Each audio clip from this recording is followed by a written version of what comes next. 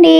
ఈరోజు lunch special మెంతికూర పప్పు, ఆలు క్యారెట్ ఫ్రై, ఆమ్లెట్. మరి మీరేం చేసుకున్నారు లంచ్‌లోకి? కామెంట్‌లో తెలపండి. ముందుగా కుక్కర్‌లో కందిపప్పు నానబెట్టుకొని వేసుకొని, మెంతికూర ఆకు, టమాటాలు, ఉప్పు, పసుపు అన్నీ వేసుకొని ఉడికించుకొని మెత్తగా ఎనుపుకొని తాలింపు పెట్టుకుంటే ఎంతో టేస్టీగా మెంతికూర పప్పు రెడీ అవుతుంది. అలాగే ఆలు క్యారెట్ ఫ్రై కోసం స్టవ్ ఆన్ చేసుకొని ప్యాన్ పెట్టుకొని ఆయిల్ వేసుకొని, ఆయిల్ కాగిన తర్వాత తాలింపు గింజలు, ఎనిమిరపకాయ, కరివేపాకు అన్నీ వేసుకొని తాలింపంతా వేగిన తర్వాత కట్ చేసి పెట్టుకున్న ఆలు క్యారెట్ కూడా వేసుకొని ఒకసారి బాగా కలుపుకోవాలి. ఇప్పుడు తగినంత పసుపు కూడా వేసుకొని ఆలు క్యారెట్ బాగా క్రిస్పీగా అయ్యే వరకు వేయించుకోవాలి.